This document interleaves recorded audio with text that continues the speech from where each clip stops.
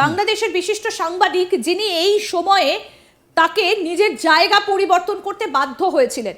শহীদুল্লাহ, আপনি নিশ্চয়ই শুনতে পেলেন যে ইউনাইটেড নেশনসের রিপোর্টে তারা কিন্তু স্পষ্টত সেটা স্বীকার করে নিয়েছেন। আপনি নিজের চোখে দেখেছেন সেই সময় কি ঘটেছিল? আমি আপনার কাছে জানতে চাইবো, এটা কি সত্যিই ভারতীয় মিডিয়ার প্রপাগান্ডা, নাকি এই ঘটনাগুলো ঘটেছিল যেটা ইউনূস প্রশাসনের তার যারা কর্মকর্তা তারা মানতে চাইছেন না? অ্যাকচুয়ালি বাংলাদেশে 5 আগস্ট শেখ হাসিনা সরকার উৎখাতের পর সেই সময় থেকেই বাংলাদেশের যারা আওয়ামী লীগের নেতাকর্মী এবং সংখ্যালঘু সম্প্রদায় তারা হামলার শিকার হয়, এবং এটা কিন্তু ম্যারাথনভাবে হয়। 5 আগস্ট বিকাল থেকে টিল নাও আজ পর্যন্ত বাংলাদেশে সংখ্যালঘু নির্যাতনের ঘটনা ঘটে আসছে, এবং 5 আগস্ট রাতে এবং 6, 7, 8 তিন দিনে কম করে হলেও 250 মানে 200 থেকে 250 জন আওয়ামী লীগ সমর্থক এবং সংখ্যালঘু সম্প্রদায়ের মানুষকে হত্যা করা হয়েছে, এবং এই সময়ের মধ্যে প্রায় 2000-এর উপরে বাড়িঘরে হামলা, লুটপাট এবং অগ্নিসংযোগ করা হয়েছে। এবং এই সময় তোমার মনে থাকতে পারে ইন্দিরা, যে ঢাকার রাজপথে একটি সনাতনীদের বিক্ষোভ শুরু হয়েছিল 7 আগস্ট, এবং সেই 7 আগস্টে কিন্তু হাজার হাজার সনাতনী ধর্মের মানুষেরা তারা রাস্তায় নেমে এসেছিল। তাহলে নির্যাতিত না হলে, নিপীড়িত না হলে তারা কেন নেমে এসেছিল? বেসিক্যালি নির্যাতন নিপীড়নটা ব্যাপকভাবে হয়েছে, এবং মাইনরিটিদের উপরে এত ভয়াবহ নির্যাতন নিপীড়ন স্বাধীনতার পরে আর কখনো হয়নি। কারণ এইটা মূলত আমি বারবার একটা কথাই বলি, যে এই হামলাটি ছিল মূলত একটা জঙ্গি হামলা, এবং এই জঙ্গি হামলাটা টার্গেট ছিল মুক্তিযুদ্ধের সপক্ষের শক্তি এবং মাইনরিটি সম্প্রদায়। কারণ মাইনরিটি সম্প্রদায় হামলার শিকার হওয়ার প্রধান কারণ হচ্ছে যে এই যে ধর্মীয় যে জঙ্গিরা, ধর্মীয় মৌলবাদীরা, তারাই মূলত এই হামলাগুলোর নেপথ্যে কাজ করেছিল, এবং তারাই এই হামলাগুলোতে নেতৃত্ব দিয়েছে। বিশেষ করে আমরা দেখেছি যে মন্দিরগুলোতে ভাঙচুরের ঘটনা ঘটেছে, হিন্দুদের ব্যবসা প্রতিষ্ঠানগুলো লুটপাট করা হয়েছে, বাড়িঘর জ্বালিয়ে দেওয়া হয়েছে, মেয়েদের, নারীদের রেপ করা হয়েছে। এই ঘটনাগুলো কিন্তু বিভিন্ন আন্তর্জাতিক গণমাধ্যমে এসেছে। এখন বাংলাদেশের গণমাধ্যম ইউনূসের যে মানে ডক্টর ইউনূসের যে প্রেস উইং আছে, এরা মূলত একটা প্রোপাগান্ডা সেল তৈরি করেছে, যেখান থেকে ওরা নিজেদের মতো প্রোপাগান্ডা ছড়াচ্ছে। এবং এই প্রোপাগান্ডা আমাদের নামে আগেও এই প্রোপাগান্ডা করা হয়েছিল, এবং আমরা ধরে ধরে দেখিয়ে দিয়েছিলাম। আজকে ইউনাইটেড নেশনস আমাদেরকে যে উত্তর দিয়েছে, ঋদ্ধিশকে যে উত্তর দিয়েছে মেলের সেইটা যদি একটু সময় দাও, আমাকে যদি একটু সময় দাও, আমি ইউনাইটেড নেশনের এই যে রিপোর্টটি সেটা নিয়ে বলছি। যে 5 আগস্টে নয়, এই ইউনাইটেড নেশনকে কিন্তু আমন্ত্রণ জানানো হয়েছিল শেখ হাসিনার পক্ষ থেকে। এটা জানানো হয়েছিল 26শে জুলাই। এই রিপোর্টটাতে কি বলা হয়েছিল?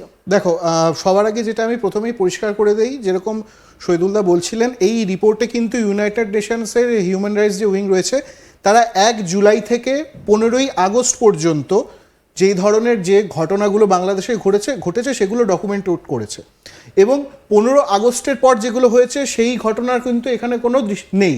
তো 15ই আগস্টের পরও অনেক ঘটনা ঘটেছে, যেগুলো কিছু আমরা জানি, অনেক সময় মিডিয়া কিছু খবর আমরা দেখতে পেয়েছি বাংলাদেশি মিডিয়ায়, কিছু খবর এসছে, কিছু খবর আসেনি। এবার বিষয়টা যেটা হচ্ছে, সেই রিপোর্টে আরো একটা কথা বলা হয়েছে, ইউনাইটেড নেশনসের রিপোর্টে, যে আমি একটু দেখাতে বলবো রিপোর্টটা যদি সম্ভব হয়। আরো একটা কথা বলা হয়েছে, সেটা হচ্ছে যে এই রিপোর্টে কিন্তু যতগুলো বাংলাদেশে ঘটনা ঘটেছে সব ডকুমেন্টেড করা হয়নি, একটা স্যাম্পল শুধু তুলে ধরা হয়েছে, শুধুমাত্র একটা স্যাম্পল। ঠিক যেরকম আমি 230 নম্বর পয়েন্টে যে কথাটা বলা হয়েছে, সেই যে 230 নম্বর পয়েন্টে যেটা বলা হয়েছে, তার একটা বাংলা আমি অনুবাদ এখানে লিখে এনেছি, যেটা আমি দেখাতে চাই। এখানে ইউনাইটেড নেশনসের রিপোর্টে বলা হয়েছে, নির্দিষ্ট সম্প্রদায়ের বিরুদ্ধে হিংসা চালানোর একটি বিস্তৃত প্যাটার্ন লক্ষ্য করা গেছে। কথাটা কিন্তু খুব গুরুত্বপূর্ণ। অস্থির পরিস্থিতি এবং বিভিন্ন থানা দখল নেবার ফলে ক্ষমতার শূন্যতা সৃষ্টি হয়, যা আদিবাসী গোষ্ঠী, বিশেষ করে হিন্দু, পার্বত্য চট্টগ্রামের আদিবাসী গোষ্ঠী এবং আহমদিয়া মুসলমানদের জন্য পরিস্থিতি আরো ঘোরালো করে তোলে। আমি এবার শহীদুল্লাহর কাছে যাব। শহীদুল্লাহ, আপনি বলছিলেন খানিকক্ষণ আগে যে এই রিপোর্টটাতে কি রয়েছে। এবার আমি আপনার কাছ থেকে এই যে ইউনাইটেড নেশনস তাদের বক্তব্য, তাদের রিপোর্ট সম্পর্কে একটু বিস্তারিত জানবো।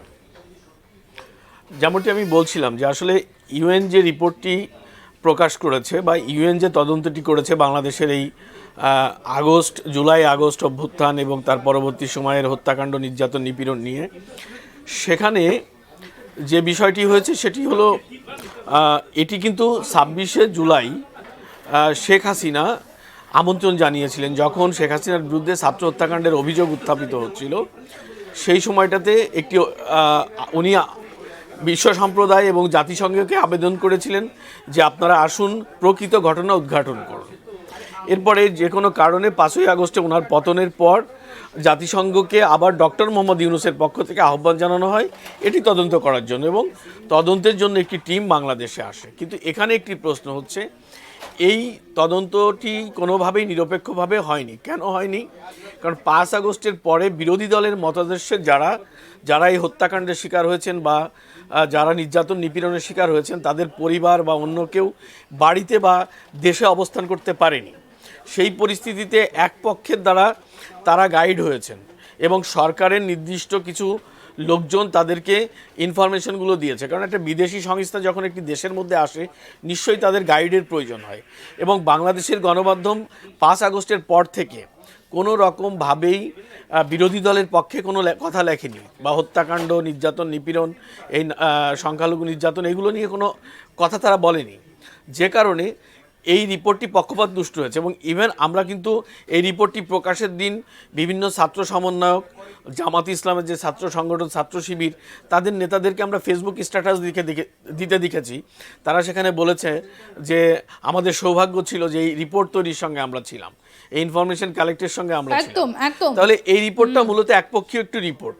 তো ভারতীয় গণমাধ্যম মূলত যে কাজটি করেছে, 5 আগস্ট থেকে পরবর্তী সময়ের হত্যাকাণ্ড, নারী নির্যাতন, সংখ্যালঘু নির্যাতন, আওয়ামী লীগ নেতাকর্মী নির্যাতন, খুন, রাহাজানি, এটা 100% রাইট। আমার মনে হয় যে ভারতীয় গণমাধ্যম 60%ও দেখাতে পারেনি, কারণ তাদের তো ওখানে খুব বেশি সোর্স নেই।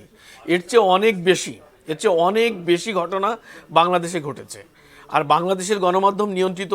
ডক্টর মোহাম্মদ ইউনূস কিছু সাংবাদিককে তার প্রেস উইংয়ে নিয়োগ দিয়েছে শুধুমাত্র এই গণমাধ্যমের কণ্ঠরোধ করার জন্য। এবং বাংলাদেশে কিন্তু এই গণমাধ্যমগুলোতে কথা বলার কারণে অনেক সাংবাদিকের চাকরি গেছে।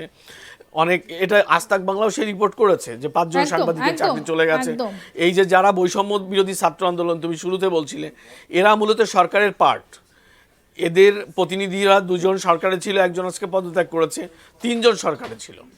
ইভেন এরাই কিন্তু গভর্নমেন্ট কিভাবে পরিচালিত হবে, কারা কোন পদে বসবে, কারা কোথায় যাবে, এরাই নিয়ন্ত্রণ করে থাকে। রাইট। সুতরাং এই যে রিপোর্টটি, যেটি ঋত্বিক বলল যে এই রিপোর্টটি পক্ষপাত দুষ্ট, একদম ঋত্বিক যে কাজটা করেছে সেটাতে কিন্তু এটাই স্পষ্ট